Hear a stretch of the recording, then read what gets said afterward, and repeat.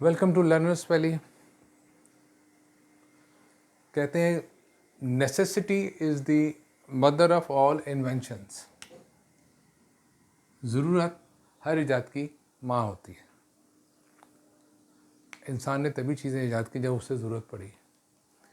लेकिन आज के दौर में क्या हो रहा है कि कंपनियां चीज़ें बनाती हैं और हम उन चीज़ों के लिए ज़रूरतें ईजाद करते हैं। लेकिन पुराने ज़माने में ऐसा नहीं होता था। लोग ज़रूरत के तहत चीज़ें ईजाद करते थे। जब नंबर्स की हम बात करते हैं तो नंबर्स भी ज़रूरत के तहत बनाए गए। अब नंबर्स की ज़रूरत कैसे पड़ी, उसके लिए एक बहुत पुरानी मिसाल है। एक चरवाहा था, आज से हज़ारों साल पहले पत्थरों के ज़माने में गार में रहता था। वो अपनी भेड़ें रोज़ सुबह गार से निकालता, चरागाह में ले जाता, चरा कर शाम को वापस लेके आता। लेकिन उसके पास कोई ऐसा टूल नहीं था कि वो उससे अंदाज़ा लगा सकता कि कितनी भेड़ें उसकी आज के दिन में चरने के दौरान में भाग गईं, गुम हो गईं या उन्हें कोई जानवर खा गया। उसे कोई अंदाज़ा नहीं होता था। जब वो वापस लेकर आता था तो उसे कुछ पता नहीं होता था कि कितनी भेड़ें वो सुबह लेकर निकला था और कितनी भेड़ें वापस आई हैं, कितनी भेड़ें वापस नहीं आई। ये ज़रूरत थी उसकी कि वो उस वक्त कोई ऐसा टूल उसे चाहिए था कि वो अपनी भेड़ों को गिन सकता। उसने एक तरीका ईजाद किया जो नंबर्स की ईजाद की पहली शक्ल है। नंबर्स की पहली शक्ल है। उसने क्या किया कि अपने गार के मुंह पर एक गड्ढा खोदा और जब सुबह उसकी भेड़ें निकल रही होती थी तो उनमें वो हर भेड़ के लिए एक पत्थर डाल दिया करता था। जितनी भेड़ें बाहर निकलती उतने ही पत्थर वो गड्ढे में डाल देता। जब शाम को भेड़ें वापस आती तो वो हर भेड़ के साथ एक पत्थर बाहर निकालता। इस तरह उसे पता चल जाता कि सारी भेड़ें वापस आई हैं या नहीं आई हैं। अगर कोई पत्थर गड्ढे में वापस बच जाता तो उसे मालूम हो जाता कि ये इतनी भेड़ें वापस नहीं आई हैं। लेकिन ये गिनती का कोई ऐसा तरीका नहीं था जिसे हम आज के ज़माने में इस्तेमाल कर सकें। आज के ज़माने में हम चीज़ों के लिए ऐसा तरीका इस्तेमाल करते हैं सेट के अंदर, उसको हम कहते हैं 1-to-1 करस्पॉन्डेंस।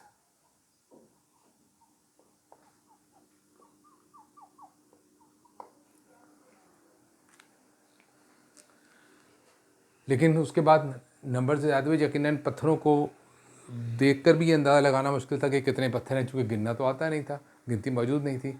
तो एक बात तय हो गई कि नंबर्स इंसान ने ईजाद किए गिनने के लिए, गिनती गिनने के लिए, ताकि उसे चीज़ों की मिक़दार का अंदाज़ा हो सके गिन कर। जैसे कि 2 सेब हैं, 3 मुर्गियाँ हैं, इनको गिनना है तो हम नंबर्स का इस्तेमाल करते हैं। नंबर्स की जो सबसे पुरानी शक्ल इस वक्त भी मौजूद है इस्तेमाल में, वो है रोमन नंबर्स। रोमन नंबर्स में एक ख़ास बात है कि ये कैपिटल और स्मॉल दोनों में लिखे जाते हैं। इसके अलावा इसमें एक और ख़ास बात है,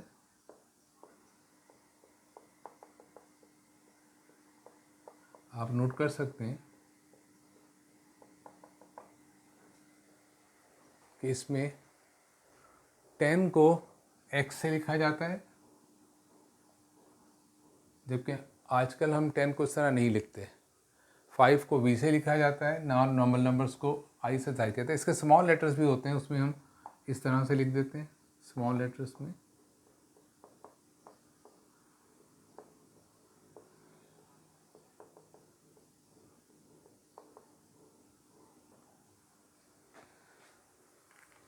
इसमें नोट करने की बात यह कि इन नंबर्स में ये गिनती के लिए इस्तेमाल होते हैं। अब जब हम गिनने की बात करते हैं तो ये भी याद रखना है कि गिनती तभी गिनी जाएगी जब कोई चीज़ होगी। अगर कोई चीज़ नहीं है, जैसे मेरे हाथ में 2 मार्कर्स हैं, अब एक मार्कर है, अब मेरे हाथ में कोई मार्कर नहीं है, तो मुझे गिनने की कोई ज़रूरत नहीं है, इसलिए कि मेरे पास कुछ है ही नहीं। गिनती गिनने के लिए है। अगर चीज़ होगी तो गिनी जाएगी और अगर कोई चीज़ नहीं है तो उसे गिनने की कोई ज़रूरत नहीं है। तो इसलिए जब नंबर्स की इब्तिदा हुई तो इंसान ने नंबर्स को इस तरह से लिखा कि उसके पास जो सबसे कम कीमत थी नंबर्स की, चाहे उसकी शक्ल कुछ भी हो, चाहे वो रोमन नंबर्स में हो या कुछ भी हो, उसके अंदर जो सबसे कम कीमत लिखी गई वो थी 1। 1 से कम नंबर्स नहीं हो सकते थे, इंसान की नज़र में थे ही नहीं। इंसान जब भी गिनता था सोचता था कम से कम नंबर 1 होता है। ये एक बहुत लंबे अरसे तक चलने वाली तरतीब है। इंसान 1 से कम सोचने के काबिल ही नहीं हुआ कि 1 से कम भी कोई चीज़ हो सकती है। वो सोचता था 1 है तो गिनती है, 1 से नीचे गिनती का कोई तसव्वुर नहीं है। ये सबसे पुराने कदीम तरीन नंबर्स हैं। इनको लिखने का तरीका यकीनन अब हर ज़माने में मुख्तलिफ रहा होगा, लेकिन ये सबसे पुराने नंबर्स हैं। हमें ये याद रखना है कि आज के दौर में हम इन्हें n से ज़ाहिर करते हैं और ये कहलाते हैं नेचुरल नंबर्स।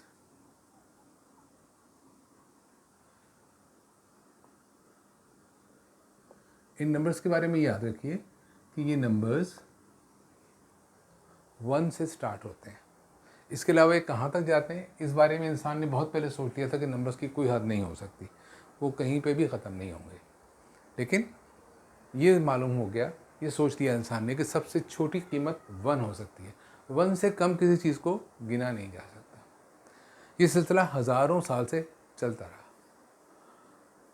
आज से कोई 1000 साल पहले जब हिंदुस्तान से एक रियाज़ीदान बसरा गया, उसने वहाँ पर अरबी, हिंदी, अरबिक न्यूमरल सिस्टम की बुनियाद रखी, जिसको हम कहते हैं हिंदी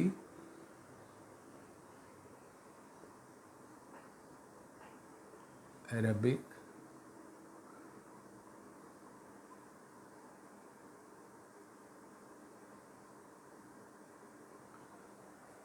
दुनिया में इंडिया वो मुल्क है, हिंदुस्तान, जिसमें हम भी शामिल हैं, जहाँ पर 1 के से नीचे सोचने की सलाहियत मौजूद थी। उन लोगों ने बहुत पहले सोच लिया था कि कोई नंबर 1 से कम भी हो सकता है, और वो नंबर जिसको हिंदी में शून्य कहते थे, जिसको आज हम साइफर या ज़ीरो कहते हैं, इसका तसव्वुर हिंदी गिनती के अंदर बहुत अरसे से मौजूद था। जब हिंदी मैथमेटिशियन ने अरेबिक मैथमेटिशियन के साथ मिलके हिंदी अरेबिक न्यूमरल सिस्टम बनाया, तो उस वक्त जो नंबर सिस्टम वजूद में आया उसको हम कहते हैं होल नंबर्स। इसको W से जाहिर करते हैं।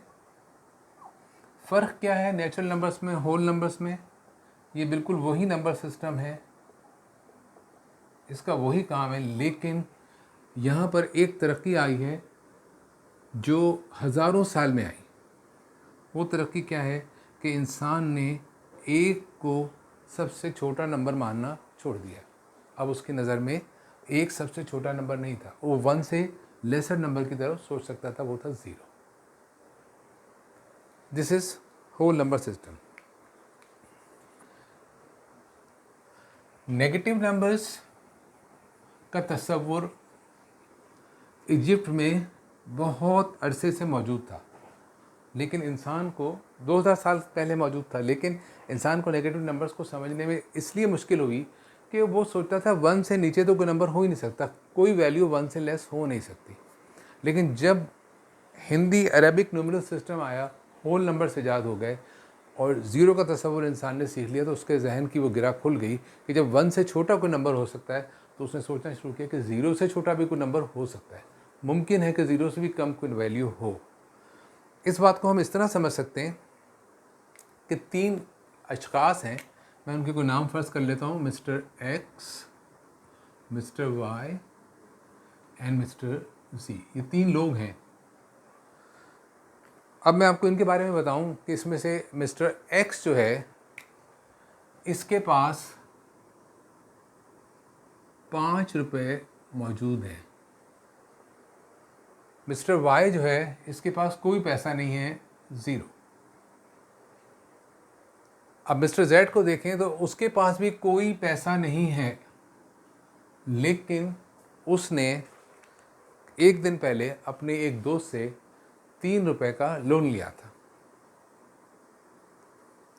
यकीनन एक्स के पास ₹5 हैं, तो हम कह सकते हैं कि उसकी जो माली हालत है, उसका जो स्टेटस है, फाइनेंशियल स्टेटस, उसके लिए हम कोई नंबर इस्तेमाल करें तो हम उसको कहेंगे कि वो 5 है। अगर हम सपोज करें कि वो 5 है, +5 है, तो y के लिए क्या नंबर इस्तेमाल होगा? y के पास तो कुछ भी नहीं है, तो सिंपल सी बात है, y के लिए हम 0 इस्तेमाल कर सकते हैं, तो कुछ भी नहीं है उसके पास। अब सवाल ये है कि z के पास भी कुछ नहीं है, लेकिन z और y का फाइनेंशियल स्टेटस एक नहीं हो सकता, क्योंकि z ने अपने एक दोस्त का ₹3 का उधार वापस करना है। अभी वो 0, उसके पास कुछ नहीं है, लिहाजा देखने में तो वो इसके जैसा ही लग रहा है, उसमें कुछ नहीं है, लेकिन वो इसके बराबर नहीं है, वो इससे कमतर फाइनेंशियल स्टेटस पे है। तो उसके स्टेटस को कैसे जाहिर करेंगे कि वो 0 से भी कम है, वो 0 के बराबर नहीं है, 0 उससे बड़ा है। तो उसके लिए फिर इंसान नेगेटिव नंबर के कॉन्सेप्ट को समझ पाया कि हम कह सकते हैं कि उसका जो फाइनेंशियल स्टेटस है वो -3 है। इस तरह से इंसान समझ पाया। इसी तरह अगर हम किसी एक और चौथे शख्स की बात करें, सपोज़ कि उसके पास भी कुछ नहीं है और उसने किसी का ₹5 का कर्ज लिया हुआ है, तो क्या z और वो शख्स बराबर हो जाएंगे? नहीं, उस पर ज़्यादा कर्ज चढ़ा हुआ है, लिहाजा उसकी फाइनेंशियल स्टेटस z से भी कम होगा। तो उसका फाइनेंशियल स्टेटस कैसे शो होगा? तो उसका फाइनेंशियल स्टेटस -5 से शो होगा। क्यों? क्योंकि वो -3 से भी नीचे है। तो इसमें अहम बात यह है कि जितना नेगेटिव नंबर बड़ा होता जाएगा, उसकी कीमत उतनी कम होती जाएगी। लिहाजा जब नेगेटिव नंबर्स इंसान ने सीख लिए, उन्हें समझ लिया, फिर उसने इसको अपने नंबर्स के सिस्टम में शामिल कर लिया और एक नया सिस्टम बनाया, जिसको हम कहते हैं इंटीजर्स। इंटीजर्स को z से डिनोट किया जाता है, लेकिन शायद हमारे लोकल सिस्टम में i से भी डिनोट करते हैं। इसमें सबसे छोटा नंबर जो है वो भी मालूम नहीं है कि सबसे छोटा नंबर कहाँ होगा, इसलिए हम इसको स्टार्ट भी डॉट से करते हैं।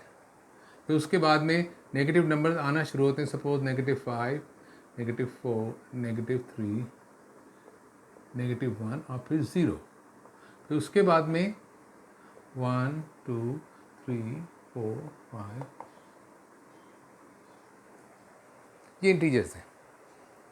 इंटीजर्स में 3 तरह के नंबर मौजूद हैं, लेकिन ये याद रखना है कि इसमें सबसे छोटा नंबर कहीं यहाँ बहुत पीछे जाकर है, जिसका हमें मालूम नहीं है। नेगेटिव नंबर्स में जिस तरह कीमत बढ़ती जाती है, वैल्यू कम होती चली जाती है, और जैसे जैसे नेगेटिव नंबर छोटे होते जाएंगे, वैल्यू बढ़ती जाएगी। इसमें सिंपल सी बात यह है कि हम जैसे ही लेफ़्ट से राइट की तरफ जाते हैं तो वैल्यू इंक्रीज़ होती है,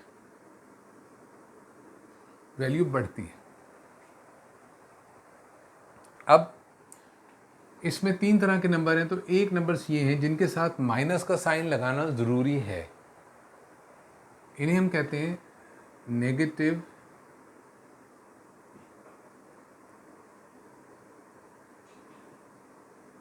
इंटीजर्स या नेगेटिव नंबर्स। और कुछ नंबर वो हैं जो पॉजिटिव हैं। नेगेटिव नंबर्स क्या होते हैं? इनकी डेफिनेशन ये होगी कि जो 0 से पीछे हैं, 0 से कम हैं, वो नेगेटिव नंबर्स हैं। जो 0 से आगे हैं, जो कि 0 से ज़्यादा वैल्यू रखते हैं, 0 से बड़े हैं, उन्हें हम कहते हैं पॉजिटिव इंटीजर्स या पॉजिटिव नंबर्स। ये बहुत अहम है याद रखने के लिए कि पॉजिटिव नंबर्स के साथ प्लस का साइन लगाना ज़रूरी नहीं होता। इस बात को यूँ कहें, अगर मैं एक नंबर लिखता हूँ यहाँ पर और मैं कहूँ पढ़ें क्या है, तो नेचुरल सी बात है 9 लिखा हुआ है, कि 9 0 से छोटा है या बड़ा है? 9 0 से बड़ा है। तो सिंपल सी बात है, चूँकि 0 से बड़ा है तो ये पॉजिटिव नंबर ही है, चाहे इसके साथ पॉजिटिव साइन लगाया जाए या ना लगाया जाए। इसलिए अगर हमें किसी चीज़ के बारे में ये यकीन हो कि वो नंबर 0 से बड़ा है, तो फिर हमें ज़रूरी नहीं है कि उसके साथ प्लस का साइन लगाएं, वो पॉजिटिव ही है। अब रह जाता है यहाँ बीच में एक नंबर 0। सवाल ये उठता है कि जो नंबर 0 से छोटे हैं उन्हें तो नेगेटिव कह दिया, जो 0 से बड़े उन्हें हमने पॉजिटिव नंबर्स कह दिया। तो 0 खुद क्या होगा, 0 तो 0 के बराबर है। और 0 का साइन क्या होगा, इस 9 का साइन तो प्लस है, इस 0 के साथ भी कोई साइन नहीं लगा हुआ है, इसका साइन क्या होगा, क्या ये भी प्लस है? क्योंकि इसके साथ कोई साइन नहीं लगा। हम तो ये जानते हैं कि जिसके साथ कोई साइन ना हो वो पॉजिटिव होता है, लेकिन ये गलत कंसेप्ट है। वो चीज़ पॉजिटिव होगी जो 0 से बड़ी होगी। 9 चूँकि 0 से बड़ा है, हम जानते हैं 9 की वैल्यू 0 से ज़्यादा है, तो हम कह सकते हैं कि ये पॉजिटिव ही है। लेकिन चूँकि 0 0 से बड़ा नहीं है, 0 0 के बराबर है, तो ये पॉजिटिव नहीं है। अगर साइन लगाना चाहें तो मैं इसके साथ तो प्लस का साइन लगा सकता हूँ, लेकिन यहाँ नहीं लगा सकता, क्योंकि 0 0 के बराबर है, इसका कोई साइन नहीं है, ना ये नेगेटिव है ना ये पॉजिटिव है। तो इसलिए मैथ्स की दुनिया में हम इसको कहते हैं कि ये न्यूट्रल नंबर है। न्यूट्रल का मतलब ना ये नेगेटिव है ना ही ये पॉजिटिव है, ये न्यूट्रल नंबर है। इख्तिताम में मैं एक आज के दौर में नंबर्स की एक तरक्की की मिसाल बताना चाहता हूँ कि नंबर्स कितनी तरक्की कर गए। साइबेरिया के भेड़ों की मिसाल से हमने शुरू किया था, भेड़ों की मिसाल पे वापस आते हैं। आज के दौर में साइबेरिया में एक बहुत बड़ी चरागाह जो मीलों में फैली हुई थी, उसमें हज़ारों लाखों की तादाद में भेड़ें चल रही थी, और जो चरवाहा था वो बीच में बैठा हुआ मज़े से सिगरेट पी रहा था, सुकून के साथ वो भेड़ें चल रही थी। इतने में वहाँ एक बड़ी मॉडर्न किस्म की जीप आई, आके रुकी, उसमें से एक सूटेड फूटेड आदमी उतरा और उसने चरवाहे से कहा, अगर तुम्हें मैं ये बता दूं कि इस वक्त इतने बड़े एरिया में जो मीलों में फैला हुआ है तुम्हारी कितनी भेड़ें चल रही हैं, तो क्या तुम मुझे एक भेड़ दोगे? चरवाहे ने कुछ देर सोचा, उसने कहा चलो गिनो तो सही, बताओ मुझे गिन के। वो बंदा जीप में गया, उसने अपना लेटेस्ट लैपटॉप निकाला, उसको सैटेलाइट से कनेक्ट किया और उसने सैटेलाइट से सारी की सारी इमेजेस देखी कितनी भेड़ें, उन्हें कंप्यूटर की मदद से काउंट किया और उसने उसको बताया कि तुम्हारी इस पर 3,07,079 भेड़ें चल रही हैं सपोज़। और उसने जल्दी से एक भेड़ को पकड़ा और अपनी जीप में जाके बैठा और जीप चल पड़ी। चरवाहा जो बड़े सुकून से बैठा हुआ था उठकर दौड़ा और जीप के आगे आ गया। उसने कहा ठहरो, उतरो, नीचे उतरो। जब वो आदमी नीचे आया तो उसने क्या हुआ, उसने कहा तुम वर्ल्ड बैंक के आदमी हो? उसने कहा हाँ, तुमने कैसे पहचाना है मैं वर्ल्ड बैंक का आदमी? उसने कहा उसकी 3 वजह है। एक तो ये कि तुम अनइन्वाइटेड आए, मैंने तुम्हें नहीं बुलाया था यहाँ पे। दूसरी बात ये कि जो तुमने मुझे बताया है कि यहाँ पे इतनी भेड़ें चल रही हैं, ये बात मुझे पहले से मालूम थी। तीसरी बात ये कि तुम जिसको भेड़ समझ कर ले जा रहे हो वो मेरा कुत्ता है, उसे छोड़ दो। थैंक यू, अल्लाह हाफ़िज़।